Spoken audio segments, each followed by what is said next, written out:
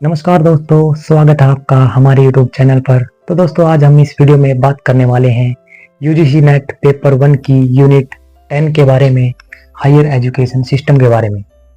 दोस्तों, जो ये यूनिट है वो परीक्षा की दृष्टि से बहुत ही महत्वपूर्ण हो जाती है।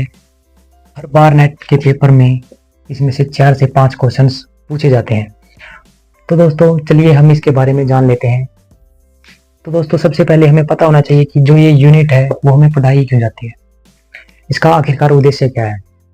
तो दोस्तों, इसका उद्देश्य है मुख्यतः हमें प्राचीन कालीन, मध्यकालीन और जो आधुनिक काल में शिक्षा का विकास है उसके बारे में हमें जानकारी के लिए, हमारी जो समझ है उसे बढ़ाने के लिए ये यूनिट बनाई गई है।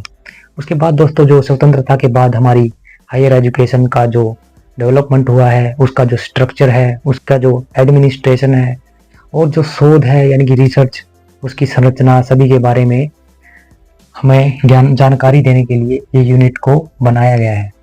इस यूनिट में दोस्तों हमें पढ़ने को मिलेगा प्राचीन काल में शिक्षा का विकास, भारत में पारंपरिक और गैर पारंपरिक शिक्षा। इसके बाद दोस्तों हमें तकनीकी शिक्षा और व्यावसायिक शिक्षा,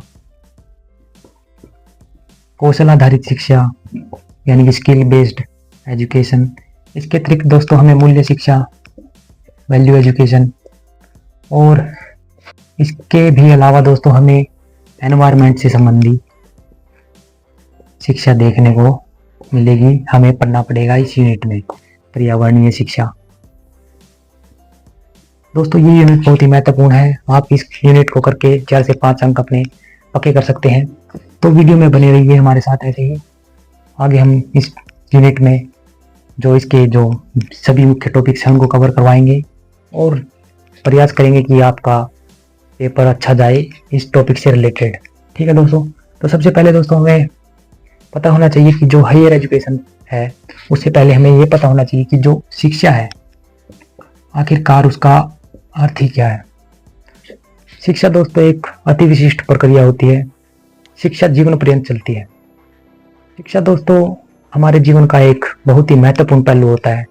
शिक्षा से ही दोस्तों हम ज्ञान प्राप्त करते हैं। शिक्षा हमारे ज्ञान के लिए बहुत महत्वपूर्ण है। शिक्षा से ही दोस्तों हम आने वाली पीढ़ियों के लिए जो ज्ञान है उसे संचित करते हैं और उस ज्ञान में हम बढ़ोतरी भी करते हैं। शिक्षा से ही दोस्तों हमारी जो समझ बूझ है विभिन्न विषयों के बारे में, जैसे समाज के बारे में, राजनीति के बारे में, आर्थिक रूप से और आध्यात्मिक रूप से सभी विषयों को समझने के लिए शिक्षा बहुत ही महत्वपूर्ण हो जाती है। इसके बाद दोस्तों जो शिक्षा है उसके बारे में डॉक्टर राधाकृष्णन जी भी कहते हैं कि शिक्षा परिवर्तन का एक साधन है। जो काम परिवार, सामाजिक संस्थाएं, आर्थिक संस्थाएं, राजनीतिक संस्थाएं नहीं कर पाती, वो काम शैक्षणिक जो संस्थाएं होती हैं वो कर रही हैं। शिक्षा के बाद आता है दोस्तों अधिगम। अधिगम आखिर है क्या? अधिगम दोस्तों, अधिगम को हम अंग्रेजी में लर्निंग कहते हैं। दोस्तों अधिगम किसी भी चीज को सीखना और उसे हमारे जो काम है, आने वाली हमारी समस्याएं हैं उनके लिए उसको प्रयोग करना ही सीखना होता है दोस्तों। जैसे अभी आप इस वीडियो को देख रहे हैं, आप हायर एजुकेशन के बारे में पढ़ने के लिए, इसके बारे में सीखने के लिए, अपने नेट या जेआरएफ करने के लिए आप सीख रहे हैं। ये भी एक लर्निंग है। हर प्रकार की लर्निंग होती है दोस्तों। हर एक चीज़ जो हम देखते हैं उससे कुछ सीखते हैं, वो लर्निंग होता है दोस्तों। अधिगम के दोस्तों 4 आधार बताए हैं यूनेस्को ने। अधिगम के आधार 4 दोस्तों। तो जो यूनेस्को है उन्होंने इसके 4 आधार बताए हैं यूनेस्को। सबसे पहले दोस्तों समस्या के समाधान के लिए सीखना।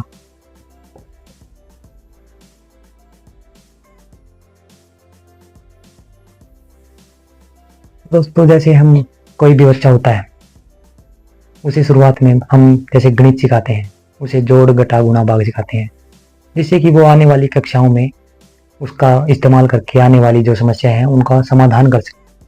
इसके बाद दोस्तों होता है हमारा कुछ बनने के लिए सीखना। कुछ बनने के लिए सीखना जैसे दोस्तों आप अभी नेट की तैयारी कर रहे हैं, आप असिस्टेंट प्रोफेसर के लिए सीख रहे हैं बनने के लिए, और ऐसे ही आप दोस्तों किसी और एग्जाम की तैयारी करते होंगे तो उसके हिसाब से भी आप कुछ बनने के लिए सीख रहे हैं। इसके बाद दोस्तों होता है कुछ करने के लिए सीखना।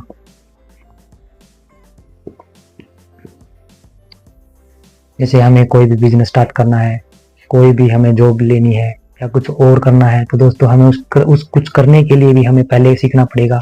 हमें हमारे समाज में जो हमारा योगदान है उसे देने के लिए हम कुछ सीखते हैं, हमारा अपना योगदान देते हैं। उसके बाद दोस्तों हमारा होता है साथ रहने के लिए सीखना।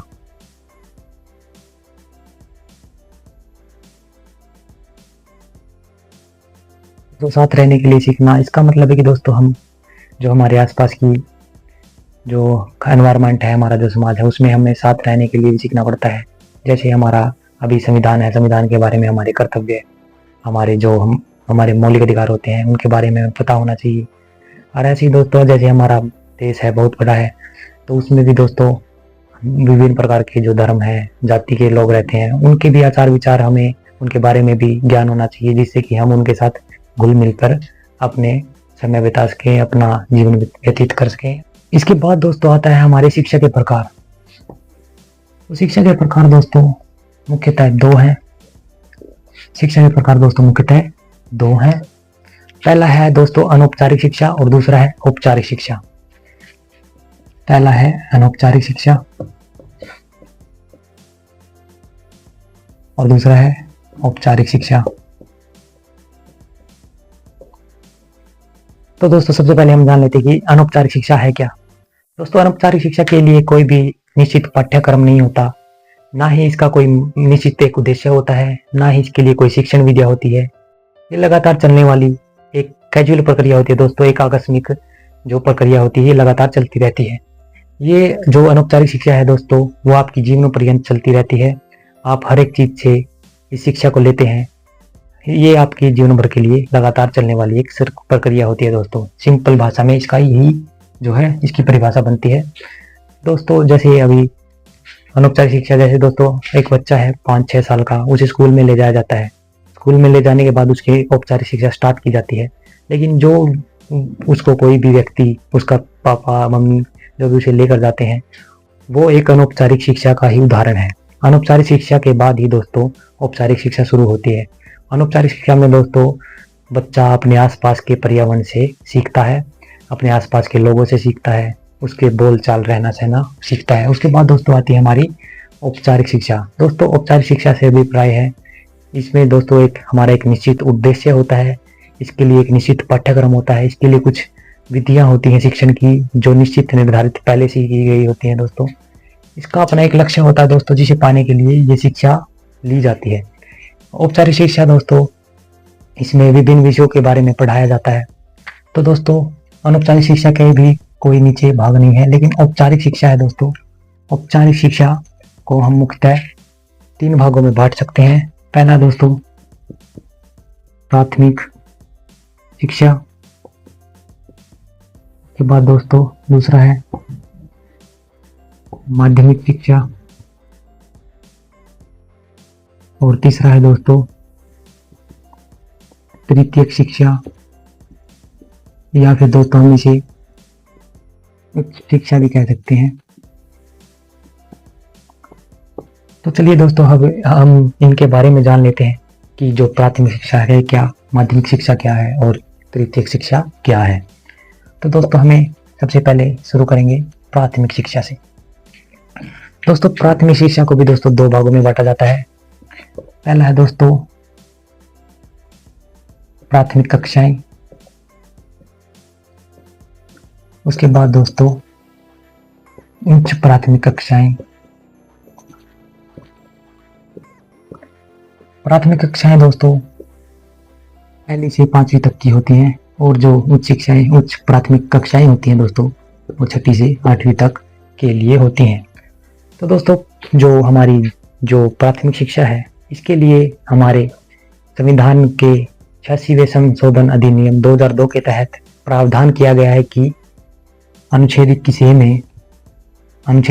में कि 6 से 14 वर्ष के बच्चों के लिए निःशुल्क शिक्षा प्रदान की जाए। इसके बाद दोस्तों जो ये अधिनियम है ये 1 अप्रैल 2010 से लागू भी किया जा चुका है, जिससे कि सामान्य बच्चों को, सभी को, जो बच्चे हैं उन्हें निःशुल्क शिक्षा प्राप्त हो सके। इसके बाद दोस्तों हम पता करेंगे कि हमें जानेंगे कि प्राथमिक कक्षाओं में क्या पढ़ाया जाता है। दोस्तों प्राथमिक कक्षाओं में हमें भाषा के बारे में बताया जाता है, समाज के जो आचार विचार हैं, जो नियम कायदे कानून हैं, उनके बारे में सिखाया जाता है कि समाज में हमें कैसे रहना है, कैसे हमें अपना उठ बैठ करना है और कैसे लोगों से बोलचाल करनी है। उसके लिए एक सामान्य बुद्धि बच्चे में विकसित की जाती है। उसके बाद दोस्तों उच्च प्राथमिक कक्षाओं में दोस्तों हमें इतिहास के बारे में, भूगोल के बारे में, जो हमारे जो राष्ट्रीय और ऐतिहासिक जो हमारे दृष्टिकोण है उनके बारे में हमारी समझबूझ बढ़ाई जाती है। इसके बाद दोस्तों हम देखते हैं माध्यमिक शिक्षा के बारे में। माध्यमिक शिक्षा दोस्तों, माध्यमिक शिक्षा, इसके भी दोस्तों दो पार्ट हैं। पहला है माध्यमिक कक्षाएं और दूसरा है उच्च माध्यमिक कक्षाएं।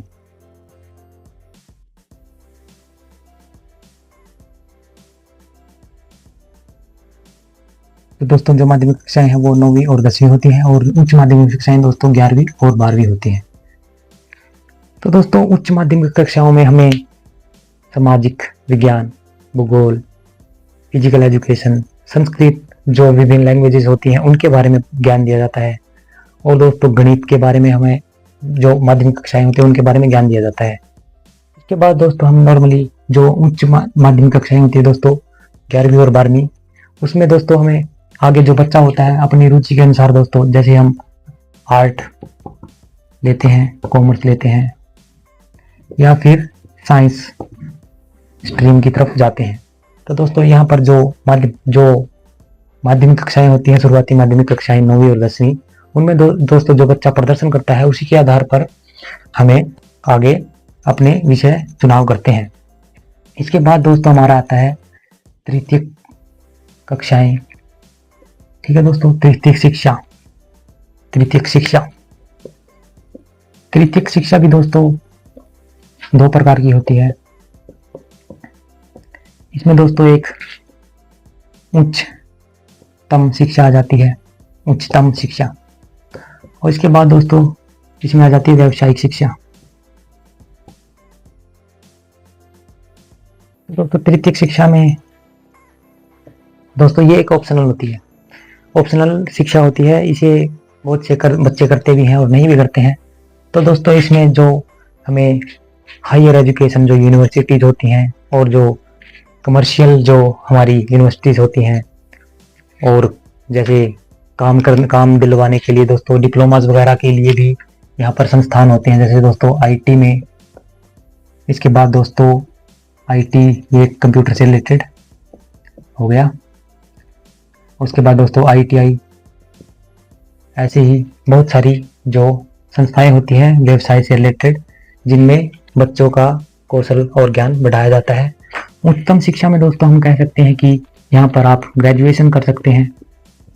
ग्रेजुएशन के लिए जरूरी इसमें होता है ग्रेजुएशन, और इसके बाद दोस्तों पोस्ट ग्रेजुएशन भी इसी में आ जाता है। और पोस्ट ग्रेजुएशन के बाद दोस्तों इसमें जो रिसर्च है, शोध है, उसके बारे में भी ये इसी में आ जाता है। तो दोस्तों जो शोध है उसमें हम पीएचडी वगैरह, आगे एमफिल वगैरह के लिए अप्लाई करते हैं और अपने ज्ञान को बढ़ाते हैं। ठीक है दोस्तों, इसके बाद दोस्तों जो तृतीयक जो यही शिक्षा है, इसमें दोस्तों कुछ संस्थाएं होती हैं जिनके द्वारा डिप्लोमास वगैरह करवाए जाते हैं। तो व्यावसायिक जो डिप्लोमास वगैरह होते हैं अपने कौशल के आधार पर, जैसे दोस्तों अभी मैंने कुछ बताए थे आईटी, आईटीआई, उनके बारे में। तो दोस्तों ऐसे ही कुछ डिप्लोमास होते हैं, जैसे PG, BA, post graduation diploma in business administration, और ऐसे ही दोस्तों PG, DCA, post graduate diploma in computer application, और ऐसे ही दोस्तों आप सीए जैसे चार्टर्ड अकाउंट के जो कोर्स वगैरह इसमें करवाए जाते हैं, जिससे कि बच्चा अपने आगे भविष्य के लिए काम कर सके।